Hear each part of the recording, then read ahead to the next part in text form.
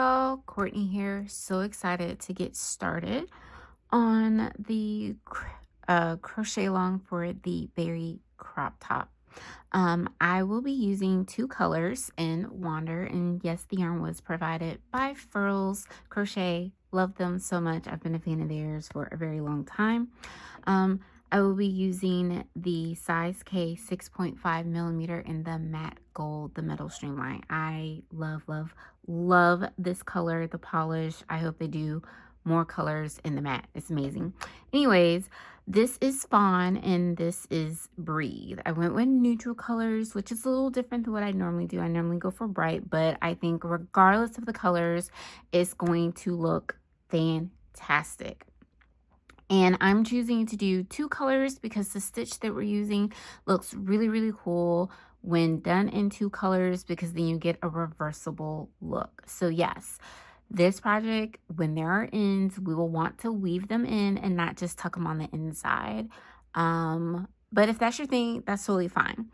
So I'm going to show you how we get started.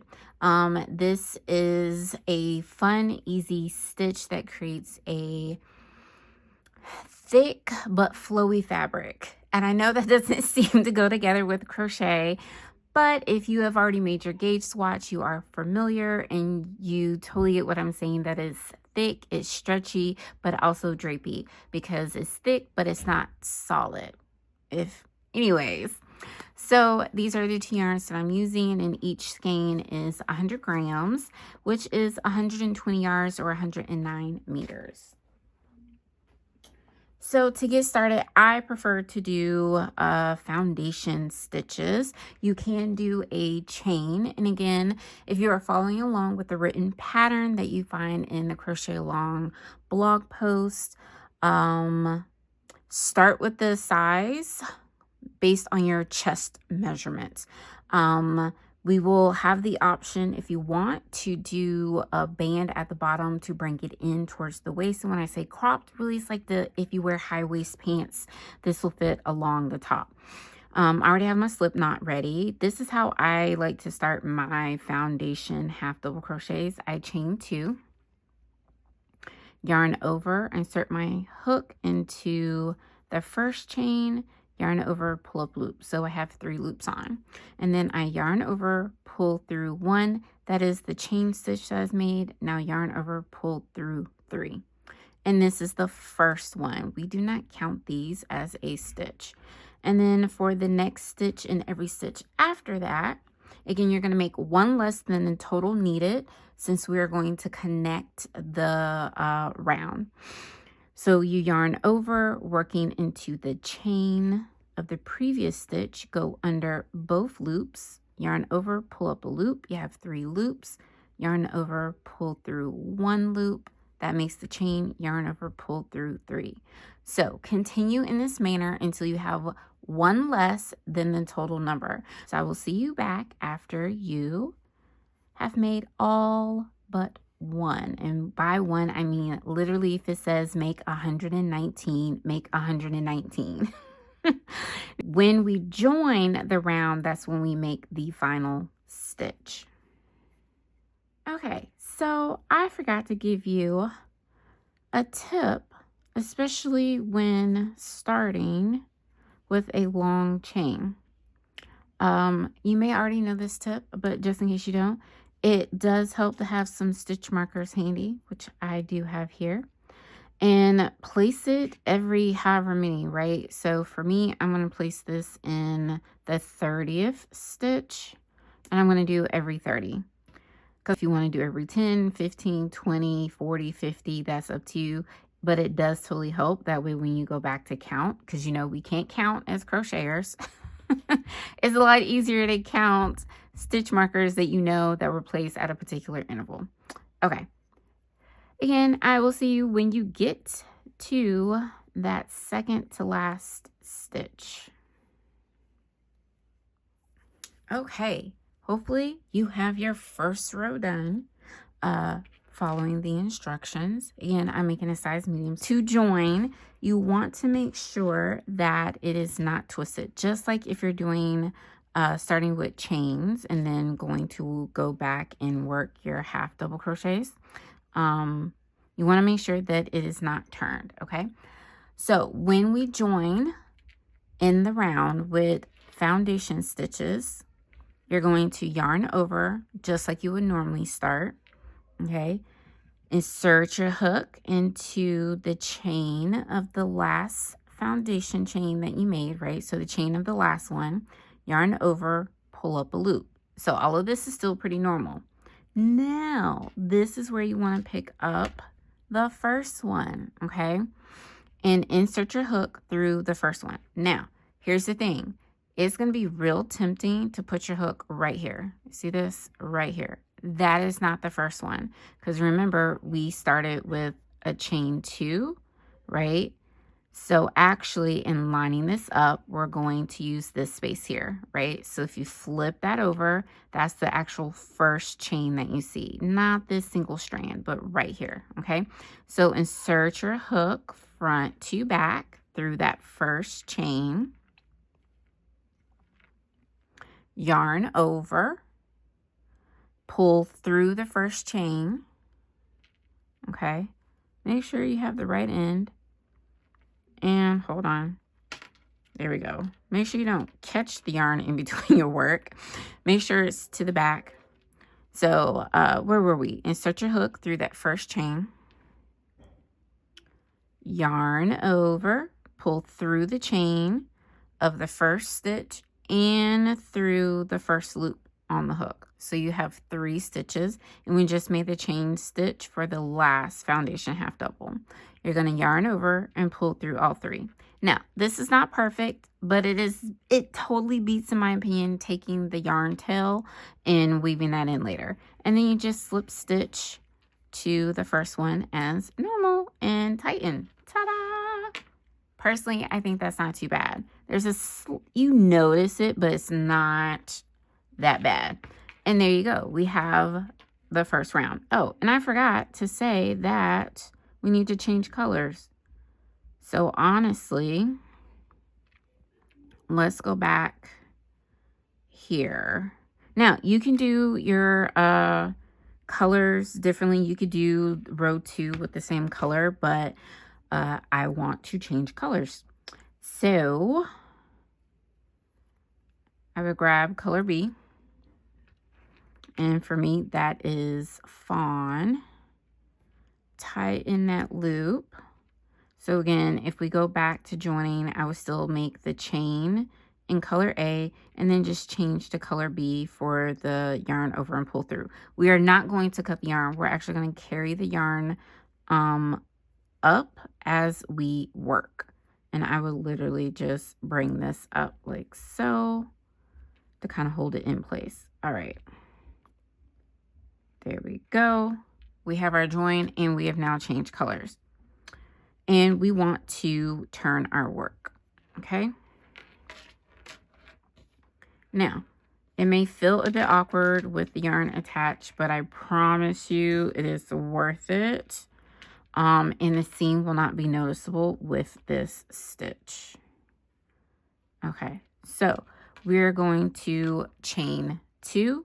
This does count as a half double crochet here and throughout.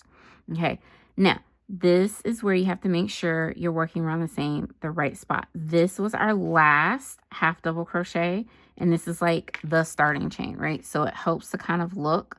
This was the chain 2 that led to the first one. So you want to work around this space here.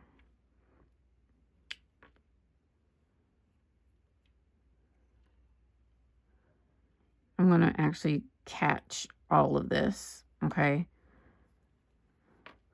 And yarn over, bring up a loop, and make your first front post double crochet.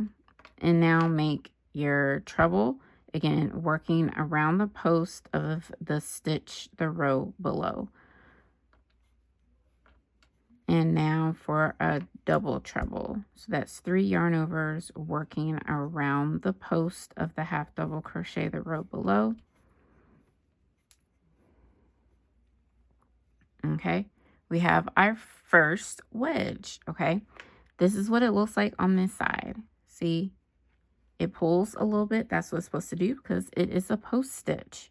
So since we did a chain 2, okay, this counts as the first stitch. This is the last one. So we're not counting this 1, 2, 3. We're going to work into the next stitch and make a half double crochet. Okay, are you still with me? So remember, this is the first half double crochet.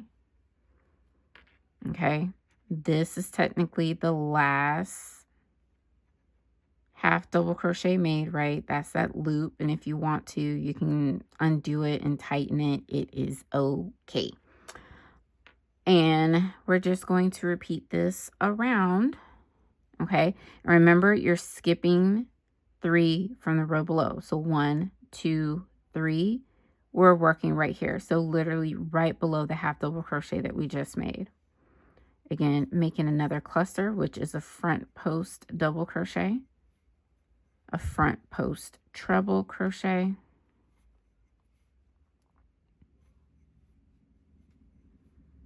and a front post double treble crochet.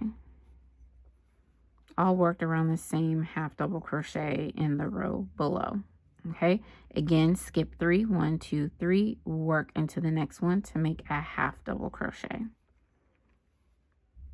All right, and so continue around and change back to color A when you get to the last half double crochet. How's it going?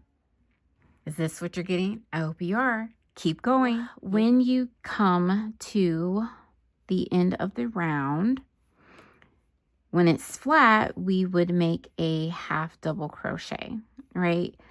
But we have eliminated that, which is why this is the beauty of me figuring it all out for you. So rather than making a half double crochet, right, because that would be like the other end, we're actually just going to slip stitch into the first one. So actually, this is normally where we would change the color, but we're going to do this instead. Let's get the tail out of the way. We will deal with those at the end. Now, you do want to be consistent on the way in which you change your color. So I'm actually going to pick up the new color for the slip stitch and then just yank color B, just like that. So the benefit of that, rather than pulling it through, is that this remains open just as with the other clusters, right? Because if we change the color, this is what happens. Hold on. If we go back here, we normally would change the color with the last yarn over. Again, it's not the worst, but if you don't want that to possibly catch, there we go, you can do like we did the first time. So you see how it pulls, like you see a little bit of it. It's not super obvious. So you can change with that last yarn over, but I'm gonna go back here so that this one this cluster is just like the others. Again, change to the new color and then just tighten that last one, right? And then I usually make a chain 1 and then I turn my work, okay? You can designate a right versus wrong side, but since this is reversible, you don't have to. So we have the first one, the second one. This is now our half double crochet. And if you're having any difficulty, you can take a stitch marker and you can place it within that second chain to help you find it when you complete the round.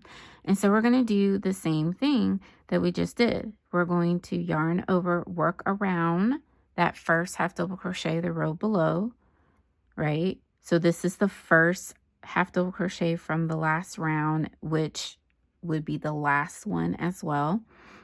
We're going to work our front post double crochet around that half double crochet, then our treble,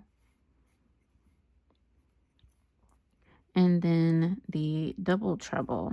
And this is what I was saying, that it gets easier after row 2 if you do foundation half double crochets. I know they look great from the front, a little harder to see from the back if you're not super familiar. Again, we're going to skip 3 and then work into the next half double crochet. And if you have watched the tutorial on this, again, half double crochets on the back are not as neat as they are on the front, and so that loop is off to the left. As a right hand crocheter, it would be off to the right if you are a left-handed crocheter. So again, if you need to kind of pull the stitches apart to make sure that you're working around just the post of the half double crochet from the row below when you make your cluster.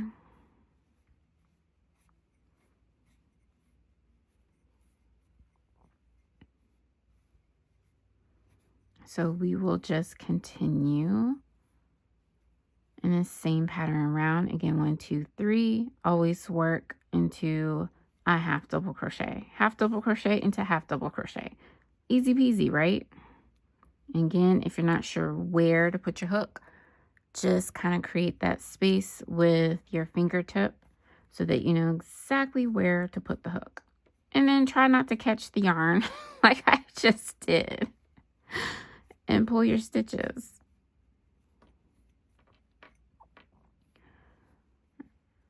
All right, so that is another cluster made, and then the half double crochet.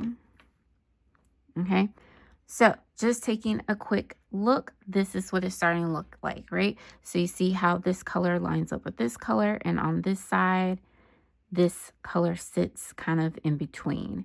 This is why I think this is such a fun stitch, especially in 2 colors.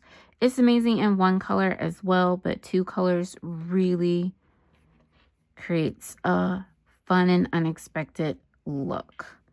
So continue with round 3. And then when we get to the end, we will change the color again. All right. And we are back. Again, when you get to the end, and again, I placed a stitch marker, which again, you don't have to do, but it could be really helpful, especially if those chain stitches tighten up. So change the color with your slip stitch and then just pull. And then turn your work. So what do you think so far? Isn't it so fun? Right? So on this side, you get just tiny pops of the color. Here you see more of it, but when we continue to do rounds, you'll see how this comes together to make a truly reversible look. Let's get that yarn out of the way. And again, chain 2 for your starting half double crochet.